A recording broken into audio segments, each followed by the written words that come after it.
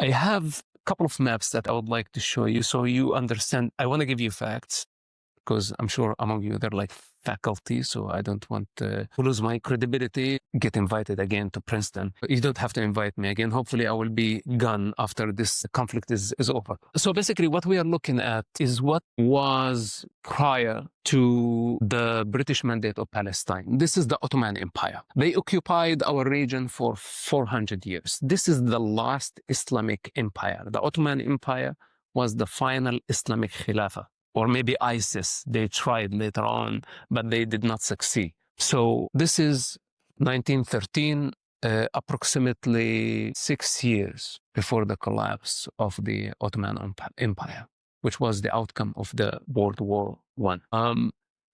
And can we see, please, map number 2? There we go. So now this is the new color. What you see the British influence and control. Most of the land that I'm interested to discuss tonight is between France and Great Britain. This is when the British Mandate of Palestine was born. It started developing in 1919, but then it was manifested in 1922. This was the beginning of what we know today as Palestine. Of course, why the British choose the name of Palestine? Because there were some ancient group that actually we don't have any evidence of their existence except in the Jewish Bible, and could be some Roman text that called the Philistines. But they vanished. To connect them to the people today and say, they have the same DNA, they have the same Bible, they have the same currency, they have the same scripture lineage. That's not true. They're totally disconnected. And so they call the region from the river, the Jordanian River, to the Mediterranean Sea, Palestine. In that region, we had Jews, Arabs, Druze, Christians, Muslims, invaders, all type of people. And all these people were given a Palestinian passport issued by the British. So the Jews who lived in that era, the colonial entity, from 1948, the Jewish people were called Palestinians. Everybody was called Palestinian. But who invented the name Palestinian and who issued the passports and the currency? It was the colonial entity of Palestine. When they say it's the British Mandate of Palestine, so Palestine is called after the mandate, not vice versa. So basically, this is where it started. And as you see, prior to 1922, there was no country called Palestine. There was the Ottoman occupation, approximately 400 years, or actually exactly 400 years of occupation. These are the ones who kept us in the darkness because they put a siege on our region. They did not allow us to read. They did not allow us to print. Europe got out of the dark ages. They start printing. They rebelled against the absolute control of the church. But the Ottoman Empire, they kept us in the darkness. They did not allow any intellectual property coming from outside world. We were totally disconnected. And of course, our ancestors. And we did not have, of course, internet at that time to have access to the rest of the world. This is why, actually, let's say one of the main reasons, as a person who studied history, why we are a few hundred years behind Europe and few hundred years behind the rest of the world, because of the Turks who enslaved us. The Jewish people could not handle it. They could not handle slavery. This is why they migrated. It was ethnic cleansing process by the Islamic Khilafah. And it was not coincidence why the Jewish people start returning to the land of Israel immediately after the collapse of the Ottoman Empire. Because we are talking about 400 years of ethnic cleansing. And people accused the Jewish people, the indigenous people who have roots, who maintained presence, who were forced out of their land, spread throughout Europe. Then they had to face the Holocaust. And when they migrated back to their homeland, to where they belong, after many, many years of ethnic cleansing, they have been accused as colonizers. Does not make sense, because people have the right, especially prior to Sykes-Picot. This is Sykes-Picot, by the way, when the land was divided, as you see, all the colors, the colonial entities of the Middle East. So there was no political borders. People were able to just ride the donkey from Mecca to Jerusalem, and nobody stopped them. So when people migrated from Europe because of war, when do people migrate throughout the centuries? People migrate when there is drought, when there is natural disaster, when there is flooding, when there is earthquake, when there is war. It's our right. Like, God forbids, if this world goes out of control, the political borders will not exist anymore. So in that situation, there was no political borders. This was just done in 1917, like speaker. So now to start believing that there is a border and there is a country with borders that existed before the existence of State of Israel in 1948, and it was called Palestine, and it has been occupied, is total insanity. It's against science, it's against facts, it's against the truth, it's against the Bible, it's against everything. I'm not saying that the Arabs did not exist. This is, again, my ethnicity, and I will never cancel their right to exist. In fact, Israel acknowledged the Arab presence. This is why there were just few 100,000 back in the day when Israel was established, and today we have more than 2 million Arabs who live in Israel. Some of them are actually judges in the Supreme. Find me one Jewish judge in Arab country, you know. And then they, unfortunately, when I said about the false narrative, and people have been accusing Israel of ethnically cleansing the Arabs. Such a big lie that is not going to help the situation. It will only get the situation worse and worse, and it's attracting all negative energy around the globe. And they have been weaponizing all the hateful people against the Jewish minority. I'm not here to advocate on behalf of the Jewish people, but I know the danger. If we legitimize such violence and hateful ideology against a religious minority or a human race, then what is going to be next? So the false narrative, this is where we need to just provide the facts. Was Palestine ever a country? And if it wasn't a country, a sovereign state with distinguished language, religion, or an ethnic majority, then it never existed.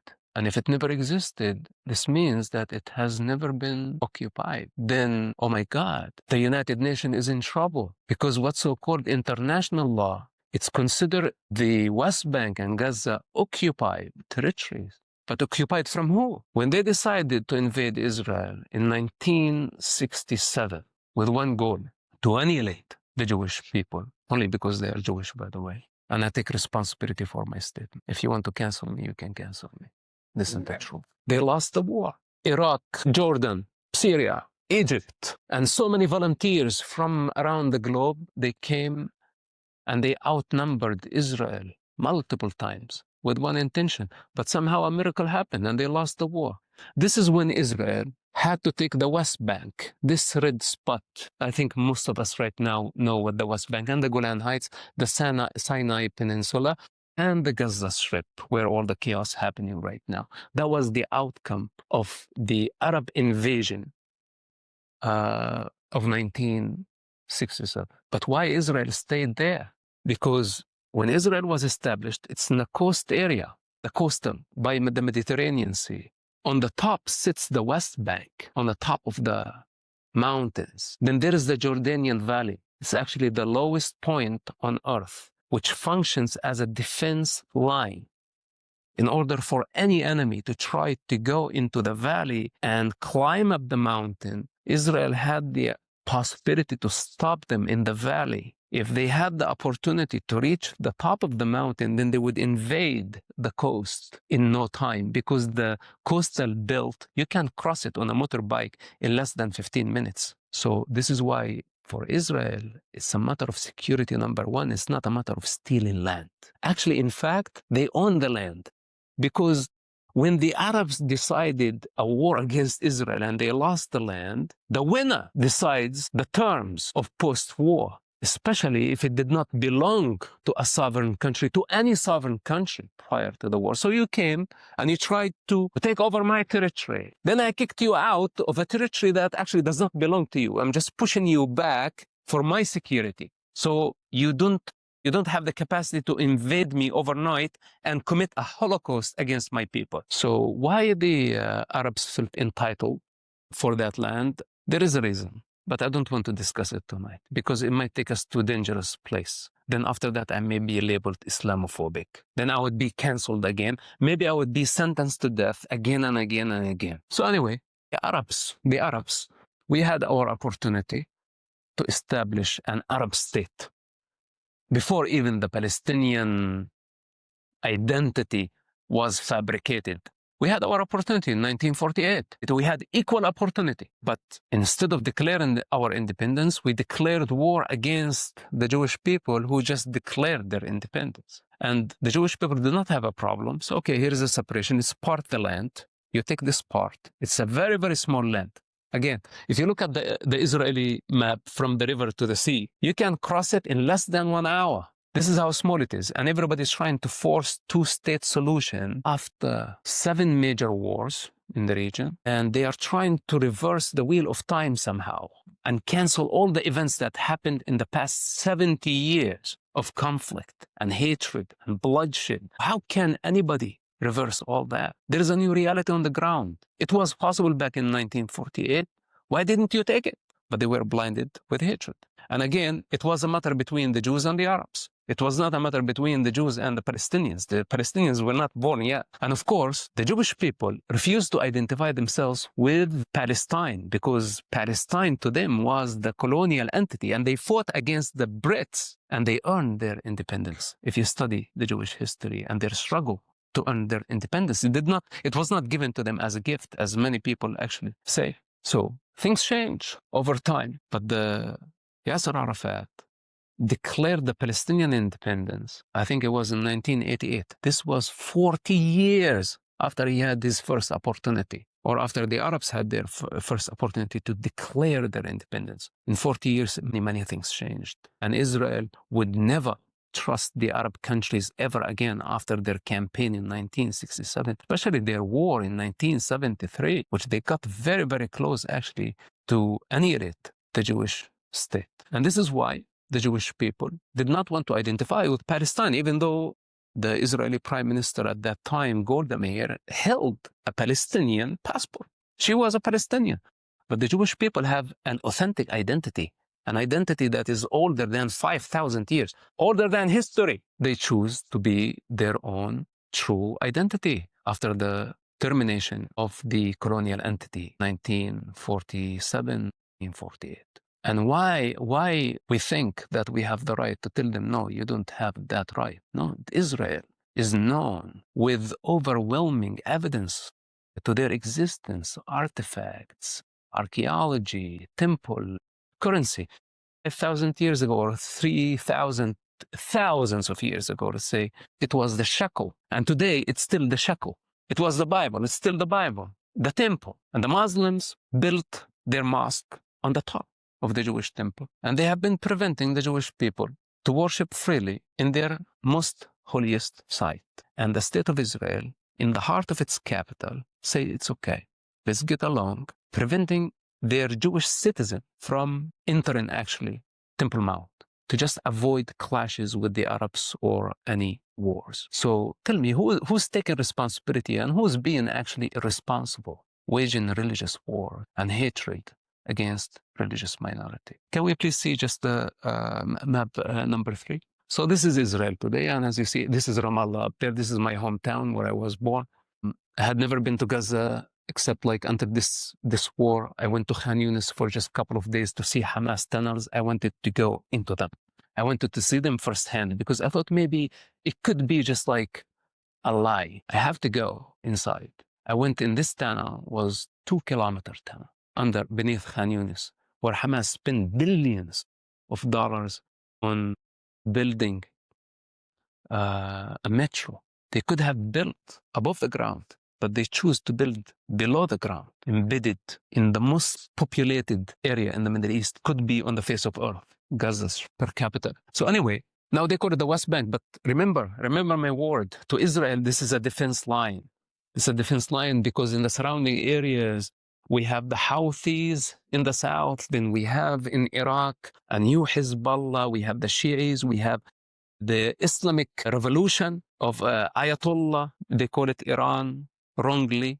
The people of Iran don't belong to that culture. It's just like another fanatic group who hijacked the Iranian people for the last 46 years. So basically, hundreds of millions of people. Israel is very, very small. We saw what happened on October. They can invade in masses, then it would be chaos if Israel does not stop them in this natural defense line, the Jordanian Valley. The only way, or the other way, to nuke the people. And we don't want to reach that point, to start like throwing mass destruction weapon, because Israel is totally outnumbered. So with that said, we need to respect the reality on the ground. We're not looking only at map. We need to understand geography. We need to understand history. Okay, I separate myself. I don't want to consider myself educated, but you are educated people. And all this chaos is based on lies. So we must bring the facts and the truth to the public. Otherwise, this Palestine is a very, very dangerous trigger. And you see how it developed, how fast it developed. And today, so many people have been legitimizing violence by the name of occupation, colonialism. Even today here on campus, we have calling to divest from Israel, boycott Israel, sanction Israel, arm embargo. Why? Why? How else can we deal with Hamas? And this is an organization, by the way, my father helped establish. How else can we deal with this? And I tell you something, negotiations between me and my father reached a dead end. And that's me and my father. That's it. There is nothing to talk about. I cannot convince him, and he cannot convince me. And one of us is right, and the other is wrong. One of us is to the right side of history, and the other one is on the wrong side of history.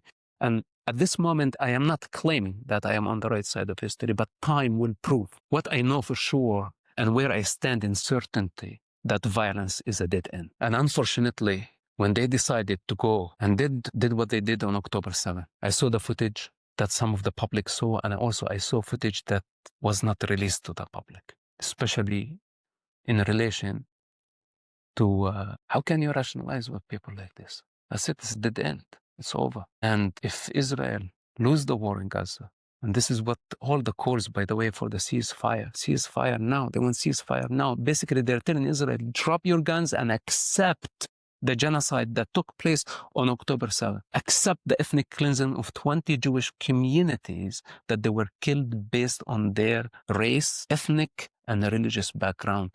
This what defines a genocide. What's happening in Gaza is not ethnic cleansing, is not a genocide. But they have been enjoying the accusation of Israel, delegitimizing Israel, and creating a global chaos and spreading the false narrative of something called Palestine that never existed. This is why I am here today. And I take responsibility and I challenge the historians, I challenge the journalists, I challenge the philosophers, I challenge whoever, because I belong to that part of earth. This is my birthplace. This is where I came from. And earth has been crying.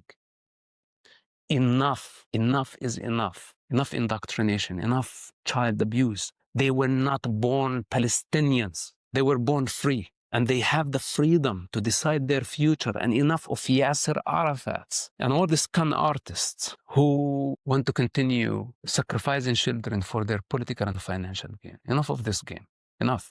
Call it Palestine, call it Wakanda, whatever you want to call it. When we have fanatics or extremists, terrorists who just made up their mind and they don't believe in diversity of life, they don't believe in dialogue, they don't believe in other opinion, and they want to act violently if you challenge their belief, or they want to cancel you completely or even sentence you to death if you challenge their logic or their delusion in this case. Then we come to the inevitable, which is the use of force. So unfortunately, this war was inevitable. For Israel, there was no way to just sit down and accept that savages would come and do what they did to women, to children, to elders, to Holocaust survivors, to just basically civilians. It's impossible. So let us just go through this difficult time, which is the last resort. This is what Lao Tzu, one of the greatest Eastern philosophers, he always said that, or she, We don't know if it's a he or a she, Lao Tzu, that the use of force is justified, but as the final resort.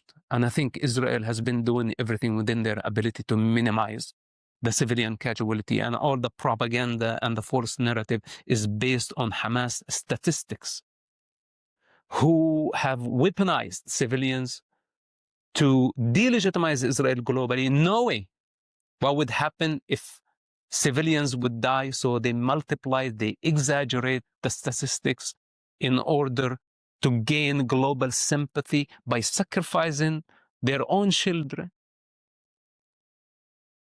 Multiple crimes, multiple war crimes. So we must remove them from power after God's willing that Israel will succeed if we give Israel the enough support.